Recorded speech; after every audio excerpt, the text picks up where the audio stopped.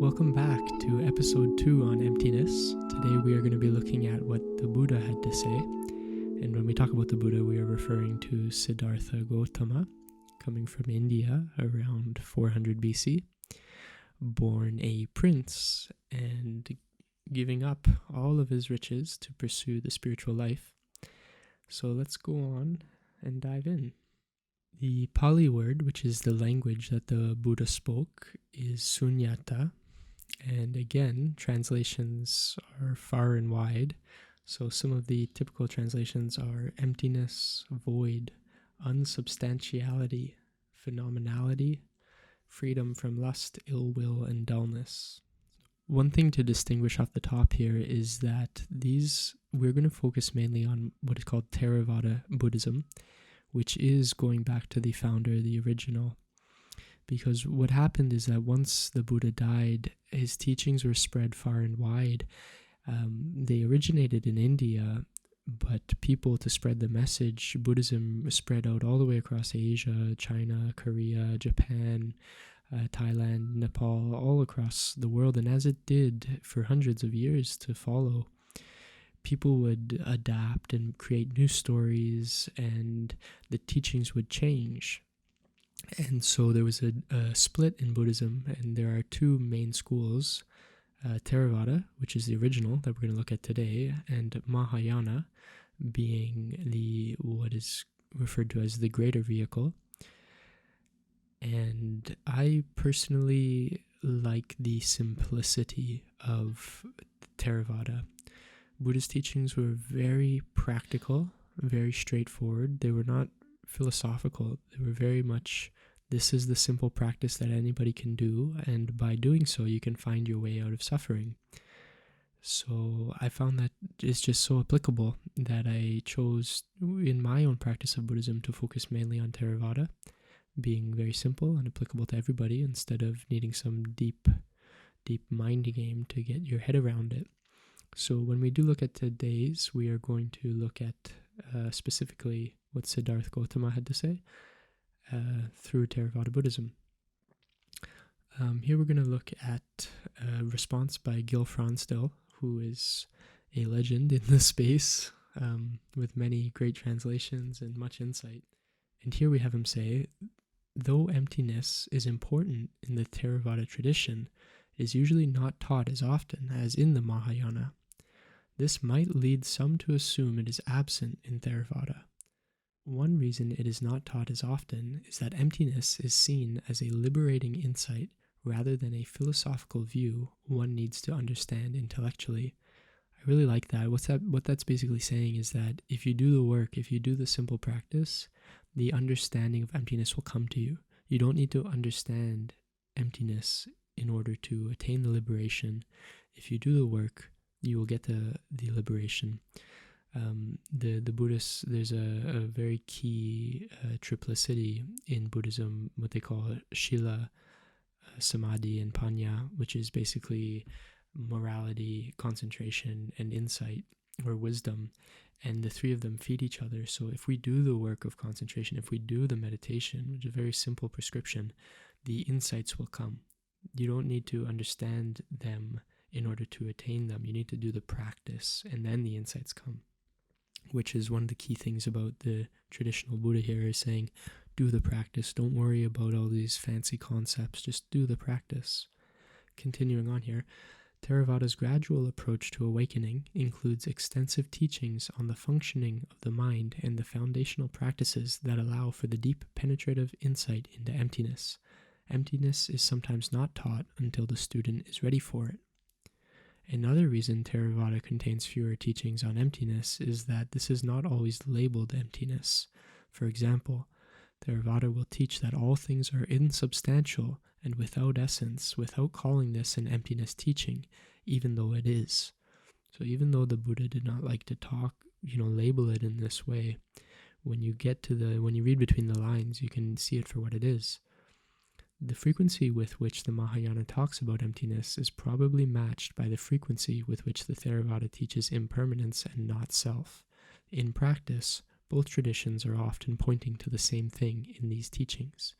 So this is an interesting distinction. As I'm looking at all these different traditions, spiritual traditions, not just Buddhism, but Taoism and the other ones we'll go on to explore, we're saying, okay, they have different words, but they are teaching a very similar thing. And here we have, even within Buddhism, although they're different paths, when we can read between the lines, we can see that they're teaching the same thing. And this is what I came to understand, is that we have all these traditions from all these times in periods in history, but they're all talking about human consciousness. They're all talking about the way to live a life of freedom. For a little deeper insight into what the Buddha was teaching, we have a good piece of writing here by John Haspel. And he says, for the 45 years of his teaching career, the Buddha taught consistently that the 5 clinging aggregates, what is perceived as a self, are anicca, impermanent. Whatever is impermanent, that is dukkha, unsatisfactory. Whatever is dukkha, that is without atta, without a permanent self. What is without self, that is not mine, that I am not, that is not myself. Thus it should be seen by perfect wisdom as it really is. Who sees by perfect wisdom as it really is, his mind, not grasping, is detached from taints. He is liberated. Grasping after concepts that seek to establish a self in an environment of emptiness or nothingness, or in an inherent inner Buddha nature or Buddhahood, is still grasping and is rooted in ignorance.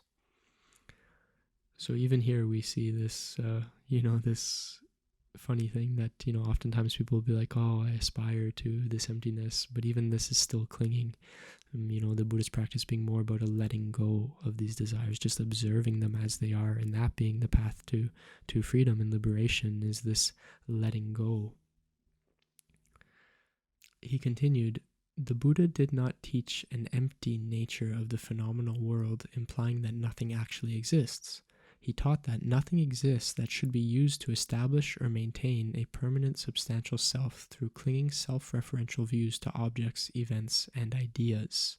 Rather than attempt to establish a self in everything, clinging to impermanent objects, events, and ideas, or to crave for establishment of self in discrete impermanent phenomenon or conceptual dharmas, both extreme views, the Buddha taught emptiness as a way of describing that followers of his Dhamma should be empty of clinging to objects, events, views, and ideas, and should not attach any notion of self into or onto the impermanent phenomenal world. Emptiness, as emptiness relates to the Buddha's teachings, is mostly a verb rather than a noun. It is skillful in the sense to see emptiness as emptying a glass of dirty water, rather than seeing emptiness as a grand cosmic environment to aspire to, or as the definition of an awakened self. The Buddha taught to empty oneself of craving and clinging, and to empty the world of self-referential clinging views. I think that's a pretty good thing to take away. Emptiness as a verb, as an activity. Again, this letting go, rather than something to aspire to, something to hold on to and contain. It is the practice by which we free ourselves from the limiting views of the temporary nature of our minds and bodies. So what we have here, very briefly outlining, is a view of Buddhism and how the idea of emptiness is rooted in some of the core ideologies, even though it might not be called emptiness. These teachings of not self and impermanence are pointing to the inherent emptiness of our experiences. They're these aggregates of our sense faculties and subject to change. The Buddha did talk about emptiness in a couple of discourses, as we saw this word sunyata. There's a greater discourse on emptiness, and then there's a shorter discourse on emptiness. And I found this shorter discourse to be just brilliant. Going back to Gil Fronsdal, who's translated many works, he has one of the phrases from this Kula Sunyata is the pure, undistorted descent into emptiness. And I just thought that was such a brilliant phrase. And what it is a very step-by-step descent into emptiness as taught by the Buddha. And I thought I would just take us into that. So I'm really just going to take one of the translations. I've condensed it to just really outline the pure descent. A lot of the language is negating. The Buddha will look at what is present and then what's not present. And then in the next stage, the things that were present in the previous stage become not present. And so there's this constant back and forth of what is present and what is not present in each stage. But I'm really just going to outline what is present in each stage. I do encourage you to look for the Kula Sunyata Sutta if this is something that interests you, and for some of the different translations as well. So here, from the Lesser Discourse on Emptiness, translated from Pali by Thanissaro Bhikkhu, we will read. Now, as well as before, I remain fully in a dwelling of emptiness. Just as this palace of Megara's mother is empty of elephants, cattle, and mares, empty of gold and silver, empty of assemblies of women and men, there is only this non-emptiness, the singleness based on the community of monks. Even so, Ananda, a monk, not attending to the perception of village, not attending to the perception of human being, attends to the singleness based on the perception of wilderness. His mind takes pleasure, finds satisfaction, settles and indulges in its perception of wilderness. So this first stage, the singleness based on the perception of wilderness, empty of gold and silver, men and women. So we see the mind of the monk, the bhikkhu here, is resting in the singleness based on the perception of wilderness. Further, Ananda, the monk not attending to the perception of human being, not attending to the perception of wilderness, attends to the singleness based on the perception of earth. So what we see here are the first steps in this, as Gil Fronsdal translated, the pure descent, undistorted descent into emptiness. Further, Ananda, the monk, not attending to the perception of wilderness, not attending to the perception of earth, attends to the singleness based on the perception of the dimension of the infinitude of space. His mind takes pleasure, finds satisfaction, settles and indulges in its perception of the dimension of the infinitude of space. Further, Ananda, the monk, not attending to the perception of earth, not attending to the perception of the dimension of the infinitude of space, attends to the singleness based on the perception of the dimension of the infinitude of consciousness. Further, Ananda, the monk, not attending to the perception of the dimension of the infinitude of space, not attending to the perception of the dimension of the infinitude of consciousness, attends to the singleness based on the perception of the dimension of nothingness. Further, Ananda, the monk, not attending to the perception of the dimension of the infinitude of consciousness, not attending to the perception of the dimension of nothingness, attends to the singleness based on the dimension of neither perception nor non-perception. We can see how much of a mental gymnastics this can be, which is why I really appreciate that the Buddha's teaching is very straightforward. These are, not at the core of the teaching. The Buddha, the main tenets of the Buddha's teachings, we have the Four Noble Truths and the Noble Eightfold Path, which are leading the way out of suffering. And here we have this, and I really do appreciate this descent into emptiness. But you can see, when he starts to talk about concepts, the singleness based on the dimension of neither perception nor non-perception, like how are we supposed to wrap our heads around this as, human beings, lay people in the 21st century? It can be, to conceptualize something that's beyond perception or non-perception, it's just out of reach for so many people. So I am really grateful for the simplicity of his other teachings, but like we talked about earlier, you don't need to understand this to reap the benefits of the teachings. With concentration comes the insight into emptiness. We'll continue. Further, Ananda, the monk, not attending to the perception of the dimension of nothingness, not attending to the perception of the dimension of neither perception nor non-perception, attends to the singleness based on the themeless concentration of awareness. So imagine dwelling in the singleness based on the themeless concentration of awareness. This is such a state of pure awareness where it's not even anchored to a specific image or idea. So many times people use meditation, they'll concentrate on a name or a number or an image. Here we have the mind going even beyond being anchored to a concept, an image, right? A themeless concentration of awareness. From here, where do we go? Let's see. He discerns that this themeless concentration of awareness is fabricated and mentally fashioned, and he discerns that whatever is fabricated and mentally fashioned is inconstant and subject to cessation. For him, thus knowing, thus seeing, the mind is released from the effluent of sensuality, the effluent of becoming, the effluent of ignorance. With release, there is the knowledge released. He discerns that birth is ended, the holy life fulfilled, the task done. There is nothing further for this world. He discerns that whatever disturbances that would exist based on the effluent of sensuality, the effluent of becoming, the effluent of ignorance, are not present, and there is only this modicum of disturbance, that connected with the 6 sensory spheres, dependent on this very body with life as its condition.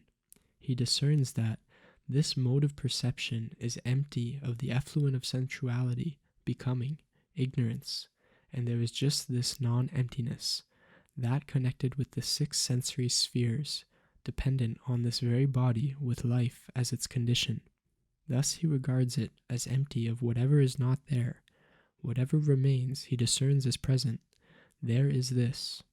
And so this, his entry into emptiness, accords with actuality, is undistorted in meaning, pure, superior, and unsurpassed. And one more time, just to outline again that descent, he attends to the singleness based on the perception of wilderness, then the perception of earth, then the perception of infinite space, the perception of infinite consciousness, the perception of the dimension of nothingness, the dimension of neither perception nor non-perception, then the themeless concentration of awareness. For him, thus knowing, thus seeing, the mind is released from the effluent of sensuality, the effluent of becoming, the effluent of ignorance. With release there is the knowledge, released. He discerns that birth is ended, the holy life fulfilled, the task done. There is nothing further for this world. So what we've gone through today is the concept of emptiness as described by Siddhartha Gautama. Focused more on, I love that emptiness as a verb rather than a noun. It's a process by which we empty the consciousness of all the temporary conditioned things in order to dwell in what he says, freedom from the sensual, freedom from the process of becoming, freedom from ignorance. And a lot of times I hear people talk about the anti-life nature of Buddhism, how it's our job as human beings to dive into sensuality, and they don't understand this practice of Buddhism. But the Buddha was teaching a way out of suffering. And my path towards Buddhism was born from deep suffering and deep misery and being willing to get out of it. And when you place your happiness dependent on temporary things, you're subject to great suffering because these things are fleeting. Nothing lasts forever. So when you condition yourself, when you build your awareness on this understanding of what Buddha calls anicca and anatta, then it allows us to experience life from this place of equanimity, this place of non-craving, non-attachment. And it's a very simple practice, as we've talked about. It's really just becoming aware of the clinging nature of the mind, the averting nature of the mind, and watching it from a detached place to see and to become aware of reality as it is rather than reality as we want it to be. So emptiness, again, is a liberating insight rather than a necessary philosophical concept to grasp in order to do the practice. And this is one of the reasons why I love the Buddha and the Buddhist teachings. Next up, we're going to have a look at a contemporary speaker, writer. He did pass away maybe about a decade ago, but he was writing just groundbreaking books, as groundbreaking as you can be. I mean, human beings have been around for a long time, and at a certain point you're like, okay, they're just recycling the same truths, right? But it is specific to the context, right? We have speakers, even these, like somebody like Buddha is speaking to a culture, and he's giving specific insights in order to reach people at a specific time and place. So next we're going to look at a contemporary writer, somebody who's looking to this time and this place and just providing some incredible insights. That is David R. Hawkins, Dr. David Hawkins, and we will be looking at some writing from what I consider his magnum opus. It's simply just called I, subtitled Reality and Subjectivity. Coming up next.